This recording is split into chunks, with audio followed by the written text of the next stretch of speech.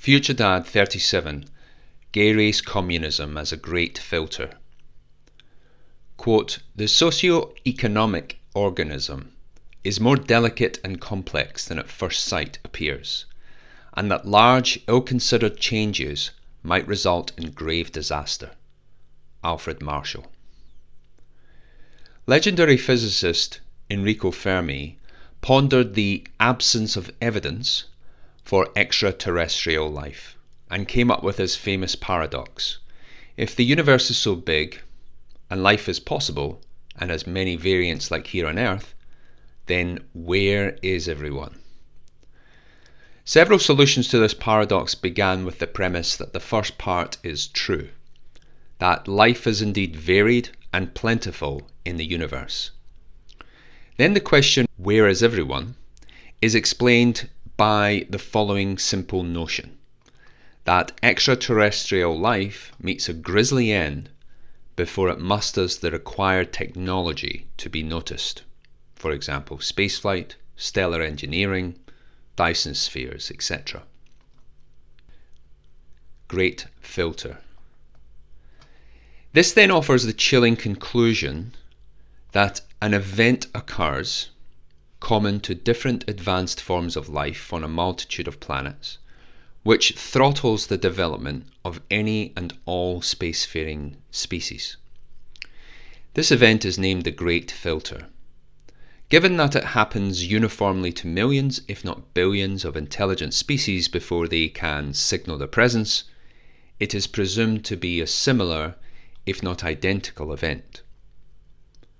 Assuming that the Great Filter is the tragic solution to the Fermi paradox, then it is crucial to identify it if we are to avoid our biggest civilizational threat.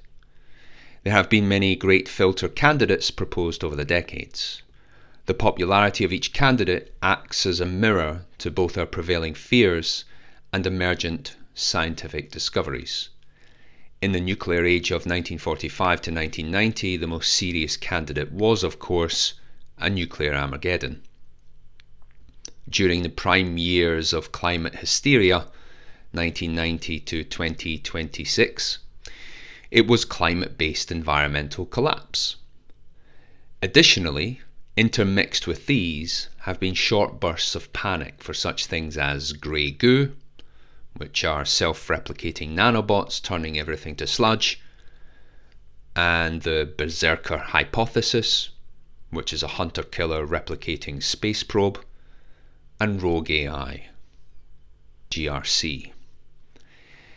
Each of these Great Filter candidates had serious backing and ample news coverage at the time, despite some being rooted more in speculative sci-fi. In this essay, I present to you an altogether more terrestrial and mundane possibility, one which has its roots in the 19th century, has grown like a weed since the advent of universal suffrage, and has now tightened its grip globally in the 21st century. It is gay race communism. It is my hypothesis that its prevalence and destructive power is a civilizational great filter and Fermi paradox solution. Weak men. GRC's origins are deep in the human evolutionary instinct in two ways. The first is a male reproductive strategy, which is, if you're a weak man and you seek the best mate, collectivize. Channel your efforts not into self-improvement, but cajoling and deceiving others into supporting you against stronger reproductive competitors. This can take the form of agitating for a progressive tax system to handicap successful independent men, or demonizing traits like masculinity until it is perceived as socially undesirable.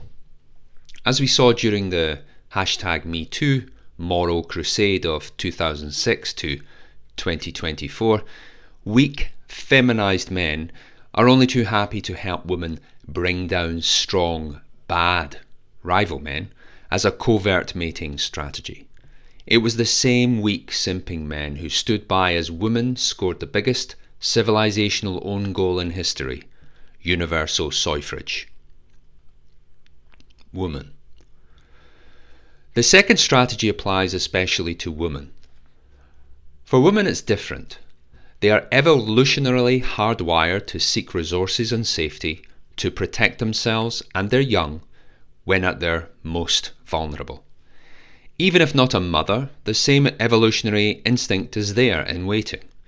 Individual women should be celebrated, not blamed, for the behaviour that it motivates. After all, this instinct helped produce the likes of Aristotle, Aurelius, Aquinas, Locke, Tesla, von Mises, Rand, Feynman, Thatcher, and Musk, each of them pinnacles of freedom and individualism. When the surrounding social conditions become redistributive, however, the instinct is utterly warped. Women used to only arrange resources of men to protect and serve them via individual direct recruitment, i.e. marriage.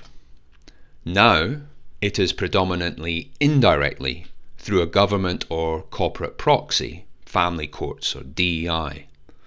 The growth of family courts financially benefits both the government and the aggrieved, avaricious woman, but not the dazed ex-husband forced to sleep in his car.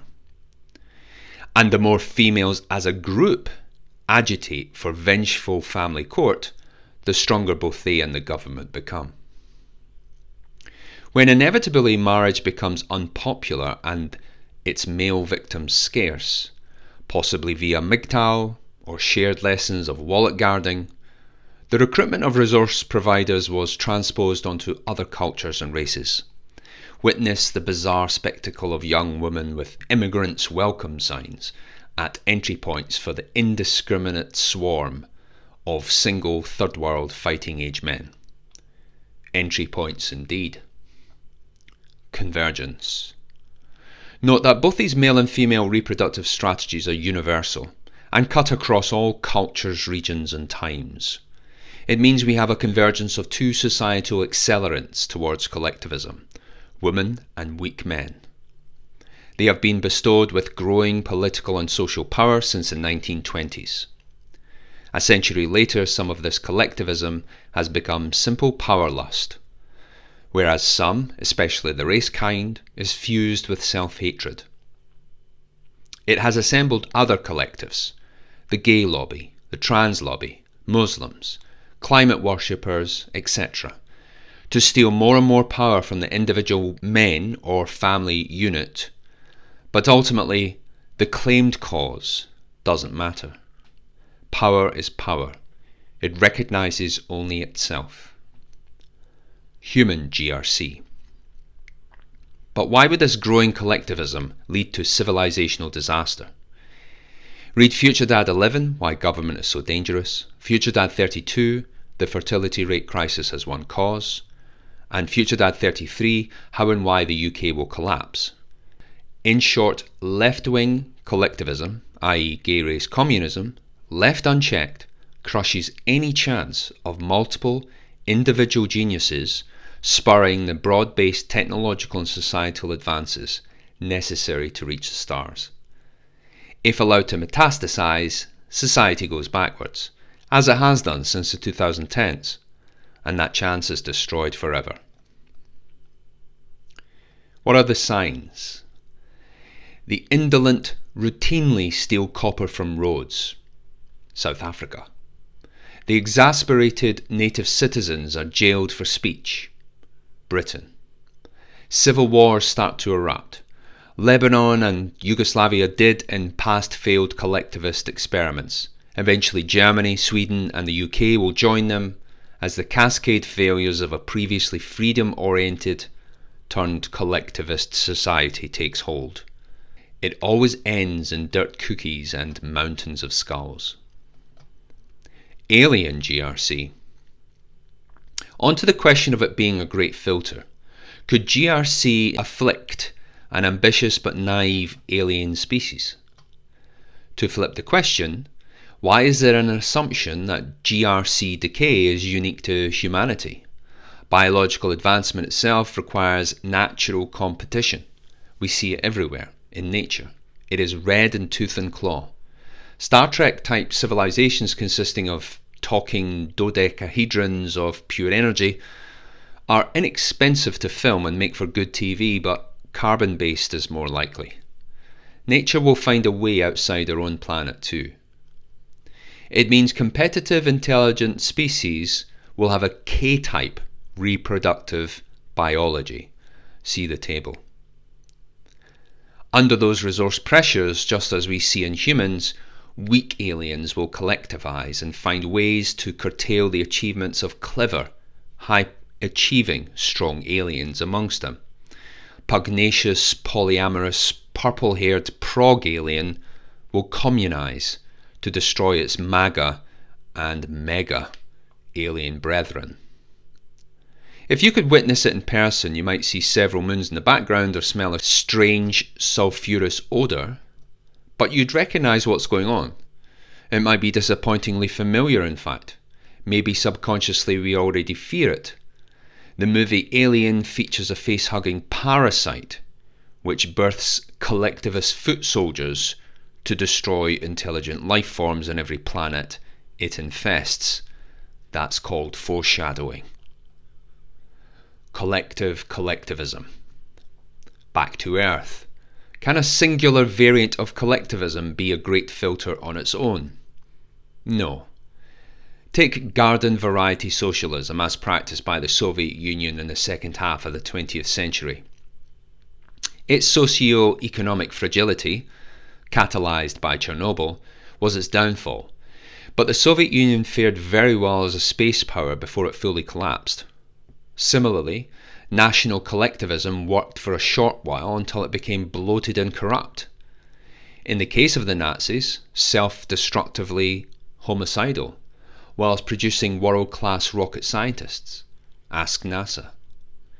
And homosexual political ascendancy isn't enough to be a filter on its own either. After all, the San Francisco Bay Area is a self-styled gay mecca, but it is also the origin of many high-tech advances since the 1990s.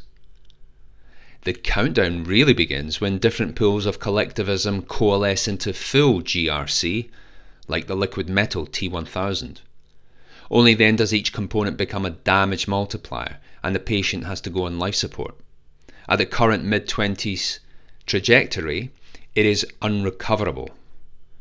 Or if you prefer a different science fiction genre, like a gay race Cthulhu with its many collectivist tentacles. Tentacles like championing homosexuality above being straight, celebrating high time preference ethno-cultural groups over low, and advocating theft from the successful via tax and government spending. Once these tentacles are wrapped around the society, it is difficult to breathe, least of all prosper. At least in a way that could allow our, or any other, species to flourish beyond this home planet. Game over, man. Do we see evidence that GRC is a strong enough retrograde force to prevent us Earthlings from being a spacefaring species? As recently as 2024, we had great difficulty retrieving stranded astronauts from a space station a few dozen miles above the surface. It took private enterprise, i.e. strong men, to do what an unlimited government budget, i.e. collectivized weak men, couldn't. As of 2025, we have not occupied a territory beyond the one we first set foot on 56 years previously, the moon. How did we get to the moon in the first place? It took excellence, meritocracy, exceptionalism, all notions which GRC hopes to grind under its high heel of diversity, equity, and inclusion.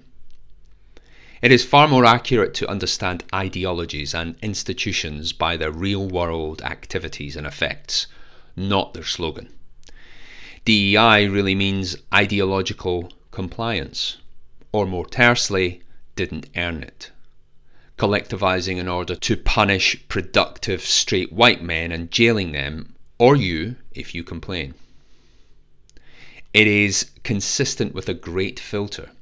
Its end point is to destroy everything important. We became too used to progress. We didn't notice when it stopped, and now we're going backwards. developed nations' fertility rate and IQ is simultaneously decreasing. And if we now struggle to define a woman, even after sending one into space decades ago, how can we hope to define what it takes to be a bold, spacefaring species? FutureDad.